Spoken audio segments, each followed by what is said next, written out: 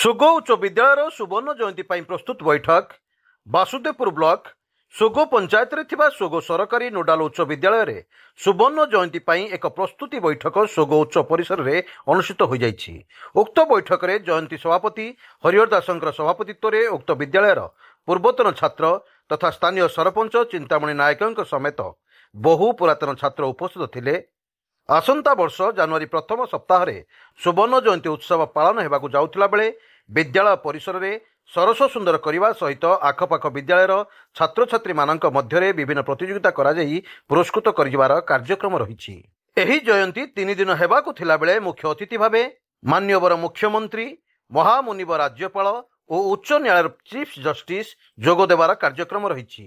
एही बैठक रे जयंती संपादक गयाधर साहू, सह संपादक बनमाली नायक, उपसभापति प्रभात कुमार दुपाल, कोषाध्यक्ष सीमंत नायक समेत बहु पुरातन छात्र उपस्थित थे।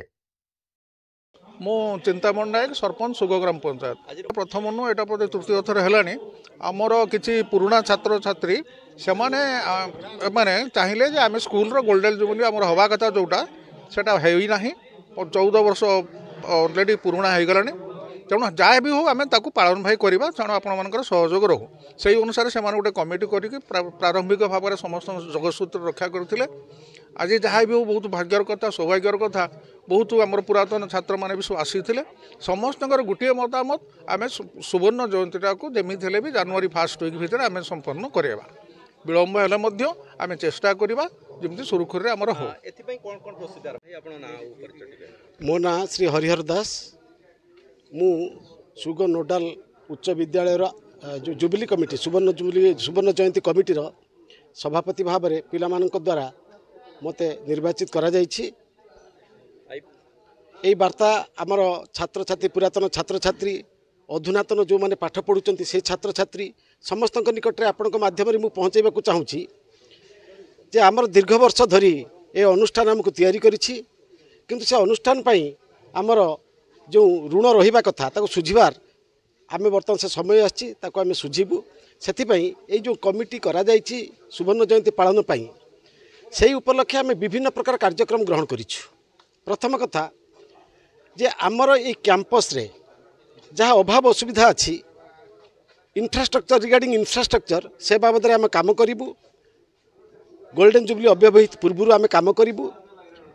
तापर द्वितीय कथा एथरे आवश्यक जो विभिन्न नवीकरण करा जिवो ताहा मध्यम करिबु एवं एथिपई गोटे स्मरणिका प्रकाश करिबु एवं से स्मरणिका रे आमे विभिन्न वर्गर कविता गल्प प्रबंध इत्यादि रखिबु। पुनश्च आउ गोटे कथा हेउछि जे आमे जे ब्लॉक स्तरीय एक प्रतियोगिता आयोजन करिबु जो कि आखपाख विद्यालयर समस्त छात्र छात्री प्रतिनिधि स्थानीय छात्र छात्री अंशग्रहण करेंगे और ताद्वारा से निजर प्रतिभार विकास करा जाई परिबो। बासुदेवपुर मधुस्मिता पलाई रिपोर्ट स्वतंत्र ओडिशा लाइव।